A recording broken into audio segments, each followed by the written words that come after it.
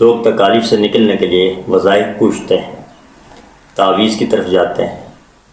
ان تکالیف، پریشانیوں، مشکلات، رنج، غم، دکھ، درد، ان کی بہت ساری وجوہات ہو سکتی ہیں، لیکن کچھ وجوہات ایسی ہیں جن کا ذکر ضروری ہے، اور ان وجوہات میں سے آج ہم ایک خاص وجہ، ایک ایسی وجہ جو بہت ساری پریشانیوں کی جڑ ہے، بہت ساری تکالیف کی بنیاد ہے، اس کا ذکر ہم آپ کے سامنے کریں گے اور آپ سے گزارش کریں گے آج کی ہماری جو گفتگو ہے وہ کچھ واقعات سے منسلک ہے۔ آپ ان واقعات کو سامنے رکھیے گا، آپ کو بہت ساری پریشانی اور تکالیف سے نکلنے کا راستہ مل جائے گا۔ مالک بن دینار رحمۃ اللہ علیہ ایسی بزرگ ہستی، ان کی ولایت پر کسی کو شک نہیں۔ حضرت فرماتے ہیں کہ میں ایک مرتبہ حج کے لیے چلا گیا۔ جب میں نے حج کیا تو حج کرنے کے بعد میں نے اپنے رب سے عرض کیا، یا اللہ کسی کا حج مردود تو نہیں ہوا، یا اللہ سب کے حج قبول ہو گئے۔ تو اللہ تبارک و تعالیٰ کی طرف سے مجھے خواب آیا کہ محمد بن ہارون بلخی ان کا حج قبول نہیں ہوا، کہ جس طرح آج کے زمانے میں پاکستانی مختلف ملکوں کے مختلف علاقوں کے لوگ ایک قافلے کی صورت میں جا کے مختلف علاقوں میں وہاں پڑاؤ ڈالتے ہیں مینا میں، اسی طرح وہاں لوگ پڑاؤ ڈالے بیٹھے تھے۔ تو میں محمد بن ہارون کی تلاش میں نکلا ہیں کہ میں لوگوں سے پوچھتے پوچھتے بلخ کے کچھ لوگوں تک پہنچا اور ان سے گزارش کی کہ محمد بن ہارون تم میں سے کوئی ہے یا کوئی اور ہے؟ تو انہوں نے کہا وہ تو بڑے بزرگ ہیں، وقت کے ولی ہیں، اور اس وقت تک وہ 24 حج کر چکے ہیں۔ فرماتے ہیں میں حیران ہو گیا کہ اتنا نیک آدمی اور مجھے بتایا جا رہا ہے کہ ان کا حج قبول نہیں ہوا۔ فرماتے ہیں کہ میں نے پوچھا وہ کہاں ہیں؟ انہوں نے مجھے بتایا فلاں پہاڑ کے پیچھے۔ فرماتے ہیں میں چلا گیا وہاں، اور وہاں جا کے میں نے جب سلام کیا اور پوچھا آپ محمد بن ہارون ہیں؟ تو محمد بن ہارون نے آگے سے جواب میں کہا اور آپ مالک بن دینار ہیں؟ فرماتے میں حیران ہو گیا کہ حضرت آپ مجھے جانتے کیسے؟ میری اور آپ کی پہلی ملاقات ہے۔ فرماتے ہیں انہوں نے کہا مجھے یہ بتائیں آپ آئے کیسے ہیں میرے پاس؟ فرماتے ہیں میں آپ کی زیارت کے لیے آیا ہوں۔ محمد بن ہارون نے کہا نہیں ایسا نہیں ہے، بلکہ آپ اس لیے آئے ہوں گے کہ مجھے بتانے کے لیے کہ میرا حج قبول نہیں ہوا۔ فرماتے میں حیران ہو گیا کہ ایک ایسا آدمی جس کے بارے میں لوگ بڑی تعریف کرتے ہیں، نیک ہے، بزرگ ہے، اور خود ان کو پتہ بھی ہے کہ ان کا حج قبول نہیں ہوا، اور مجھے بتایا جا رہا ہے کہ ان کا حج قبول نہیں ہوا، تو ان کو کیسے پتہ چلا کہ میں یہ بات بتانے آیا؟ فرماتے ہیں میں نے پوچھا کہ آخر وجہ کیا ہے؟ کہتے ہیں کہ انہوں نے روتے ہوئے مجھے کہا حضرت چھوڑ دیجئے اس وجہ کو۔ کہتے ہیں میں نے پوچھا پھر بھی وجہ کیا ہے؟ تو کہنے لگے حضرت اگر میں اپنا گناہ بتا دوں، اس حج کے قبول نہ ہونے کی وجہ بتا دوں، تو آپ بھی مجھ سے نفرت کرنے لگیں گے۔ فرماتے ہیں میں نے پوچھا مجھے ضرور بتا دیجیے۔ کہتے ہیں انہوں نے آگے سے مجھے کہا دراصل میں جوانی کے جوش میں تھا، اور جوانی کا خمار چڑھا ہوا تھا، نشے میں دھت ہوتا تھا، رات کو لیٹ گھر آتا اور روزے بھی نہیں رکھتا۔ ایک مرتبہ ایسا ہوا کہ میں گھر آیا، کوئی عصر کا وقت تھا، میری والدہ تندور میں روٹیاں لگا رہی تھی۔ میں نے کہا جلدی مجھے کھانے کے لیے کچھ لیں۔ تو والدہ نے کہا کہ نشے میں آیا ہے تو ایک تو نے روزے نہیں رکھے، اور اوپر سے آ کے تو اس وقت کھانا مجھ سے مانگ رہا۔ کہتے ہیں ماں کی یہ بات مجھے تیر بن کے لگی، میں نے ماں کو تھپڑ مارا اور وہ سیدھا جلتے ہوئے تنور میں چلی گئی، اور میری والدہ فوت ہو گئی۔ میری والدہ کا آخری وقت تھا، اس وقت میری والدہ نے وصیت کی کہ اس کو میرے جنازے میں شریک نہ کرے۔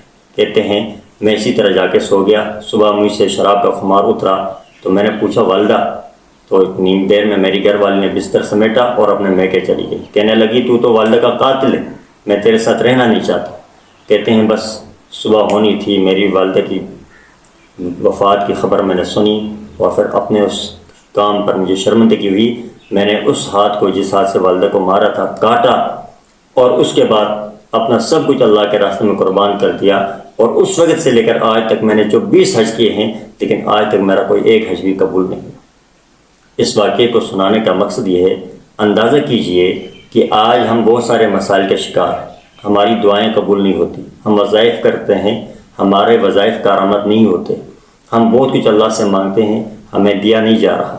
کہیں ایسا تو نہیں کہ وہ محمد بن ہارون کی طرح جس نے اپنی عبادت، اپنی ریاضت سے اپنے آپ کو مٹا دیا، لیکن اس کی کوئی ایک عبادت بھی اللہ تبارک و تعالیٰ کے نزدیک قبول نہیں ہوئی۔ کہ جس آدمی نے اپنا سب کچھ اللہ کے راستے میں قربان کر دیا، 24 حج کیے، اگر اس آدمی کی وہ عبادات والدہ کی بد دعا کی وجہ سے قبول نہیں ہوتی تو ہماری عبادات، ہماری دعائیں اندازہ کیجئے کیا اللہ کے ہاں قبول ہو سکتی؟ کہیں ایسا تو نہیں ہم بہت کچھ مانگتے ہیں اللہ سے اور ہماری دعاؤں کے راستے میں رکاوٹ ہمارے والدین کی آہ ہو، ہمارے والدین کی بد دعائیں ہو، ہمارے والدین کے دل جو ہم نے دکھائے ہیں وہ دل کا جلنا، دکھنا۔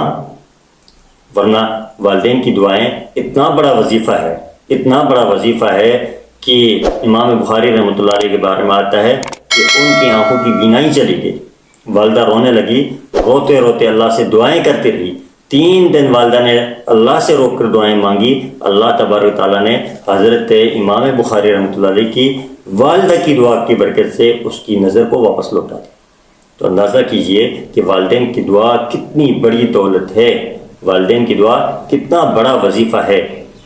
اور امام زین العابدین اتنی عظیم شخصیت جس سے کون واقف نہیں ہے۔ امام زین العابدین رحمۃ اللہ علیہ کے بارے میں آج ہم تعریف کرتے ہیں، ان کی سیرت ہم بیان کرتے ہیں۔ پتہ ہے امام زین العابدین رحمۃ اللہ علیہ کو اتنا بڑا مقام کیسے ملا؟ صرف اور صرف والدہ کی دعا کی وجہ سے۔ لکھا ہے کتابوں میں کہ امام زین العابدین رحمۃ اللہ علیہ جب کھانا کھاتے تو والدہ کے ساتھ کھانا نہیں کھاتے تھے۔ کسی نے پوچھا زین العابدین آپ والدہ کے ساتھ کھانا کیوں نہیں کھاتے؟ فرمایا میں والدہ کے ساتھ کھانا اس ڈر سے نہیں کھاتا کہ کہیں ایسا نہ ہو کہ کھانے کے کسی حصے پر میری والدہ کی نظر ہو، میری والدہ کا دل چاہتا ہو وہاں سے میں کھاؤں اور وہاں امام زین العابدین کہتے ہیں وہاں سے میں اٹھاؤں تو میری والدہ کا دل دکھے گا۔ اندازہ کیجئے کہ کتنی احتیاط کر رہے ہیں، کتنی پرہیز کر رہے ہیں، اور پھر اللہ تبارک و تعالیٰ نے وقت میں ان کو امام اولیاء بنایا۔ اتنا بڑا مقام آج بھی زین العابدین رحمۃ اللہ علیہ کا ہم ذکر کرتے ہیں تو ہمارے سر فخر سے بلند ہوتے ہیں، ان کی سیرت بیان کرتے ہوئے، ان کی صورت بیان کرتے ہوئے، ان کا مقام اور مرتبہ بیان کرتے ہوئے ہم فخر محسوس کرتے ہیں۔ اسی طرح امام ابو حنیفہ حنفی مسلک کے پیشوا، حنفی مسلک کے عظیم سپاہی سالار امام ابو حنیفہ رحمۃ اللہ علیہ، ان کو امام اعظم کہا جاتا ہے۔ علماء نے لکھا ہے کہ امام صاحب کو اتنا بڑا جو مقام ملا تھا صرف اور صرف والدہ کی دعا کی وجہ سے، ہر وقت والدہ کی دعا۔ ایک مطلب امام ابو حنیفہ رحمۃ اللہ علیہ کی والدہ نے کوئی قسم اٹھائی اور ہانی سونے کے خیال سے امام ابو حنیفہ کو کہا کہ یہ مسئلہ جا کے آپ فلاں بزرگ سے پوچھ لیں۔ امام ابو حنیفہ رحمۃ اللہ علیہ فرماتے ہیں مجھے معلوم تھا، والدہ کے کہنے پر میں اس بزرگ کے پاس گیا اور ان سے وہ مسئلہ دریافت کیا تو بزرگ نے کہا مسئلہ آپ کو آتا تھا، پھر آپ نے خود کیوں نہیں سنایا؟ تو کہتے ہیں میں نے کہا میری والدہ کا حکم تھا، اگرچہ مسئلہ مجھے معلوم تھا لیکن میری والدہ کا حکم تھا اور میں والدہ کا حکم پورا کرنے کے لیے آپ کے پاس آیا اور ان سے وہ مسئلہ پوچھا اور واپس جا کر والدہ کو جواب دیا۔ تو پھر وقت نے دیکھا ان کا کتنا بڑا مقام، کتنا بلند مقام۔ ان تمام واقعات سے جو خلاصہ نکلا وہ یہ ہے کہ والدین کی دعائیں سب سے بڑا وظیفہ ہے۔ آج ہم پیر حضرات کے پاس جاتے ہیں، بزرگوں کے پاس جاتے ہیں، علماء کے پاس جاتے ہیں دعائیں کروانے کے لیے۔ یقیناً ایسے بزرگوں کی دعائیں قبول ہوتی ہیں، دعائیں ہمیں کروانی چاہیے، لیکن سب سے بڑے پیر، سب سے بڑے بزرگ، سب سے بڑے ولی جن کے بارے میں اللہ کے نبی نے فرمایا ہے کہ تمہاری ماں کی دعا تمہارے حق میں قبول ہوتی ہے، آپ صلی اللہ علیہ وسلم نے فرمایا کہ ثلاث دعوات یستجاب لہا، 3 دعائیں ایسی ہیں جن کے قبول ہونے میں کوئی شک نہیں۔ فرمایا سب سے پہلی دعا والدین کی دعا ہے اپنی اولاد کے لیے۔ اندازہ کیجئے جن والدین کی دعاؤں کے قبول ہونے کی گواہی خود رسول اللہ صلی اللہ علیہ وسلم دے رہے ہیں، آج ہم ان والدین کو تڑپا کر، ان کو تکلیف دے کر، ان کو پریشانی میں مبتلا کر کے اگر صرف وظائف کرتے رہیں، صرف ذکر کرتے رہیں، صرف فکر کرتے رہیں ان والدین کے حقوق جن والدین کے بارے میں قرآن کہتا ہے کہ انشکر لی ولی والدیک، اللہ تعالیٰ فرماتے ہیں سب سے پہلے میرا شکر ادا کرو، اس کے بعد سب سے پہلے والدین کا شکر ادا کرو، میرے بعد جو سب سے پہلا حق ہے مخلوق میں فرمایا وہ والدین کا ہے۔ آج اگر ہم ان والدین کو تڑپا کر، ان کو تکلیف میں مبتلا کر کے، ان کو پریشانیوں میں مبتلا کر کے، ان کو دکھوں میں مبتلا کر کے، ان کے سامنے تیز بول کر، سخت الفاظ میں مخاطب کر کے ایک ایک تیر والدین کے سینے میں ہم پیوست کرتے ہیں تو یقین کیجئے ہماری تباہی، ہماری بربادی کو کوئی نہیں روک سکتا۔ اور اگر ہم کسی پیر کے پاس نہ جائیں، کسی ولی کے پاس نہ جائیں، صرف اپنے فرائض پورے کرنے کے ساتھ، اللہ کے احکامات پورے کرنے کے ساتھ صرف والدین کی دعائیں اگر ہم لیتے رہیں، یقین کیجئے کامیابی ہمارے قدم چومے گی۔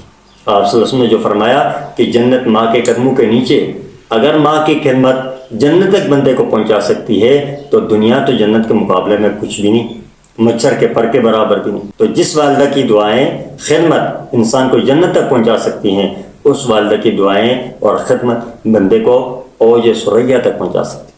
اور جس والد کے بارے میں رسول اللہ صلی اللہ علیہ وسلم نے فرمایا کہ تیرا والد جنت کا دروازہ ہے، جس جنت کے دروازے میں جائے بغیر، اس دروازے سے داخل ہوئے بغیر بندہ جنت تک نہیں پہنچ سکتا، اندازہ کیجئے دنیا میں اس والد کو تکلیف دے کر کیا کوئی بندہ کامیابی تک پہنچ سکتا ہے؟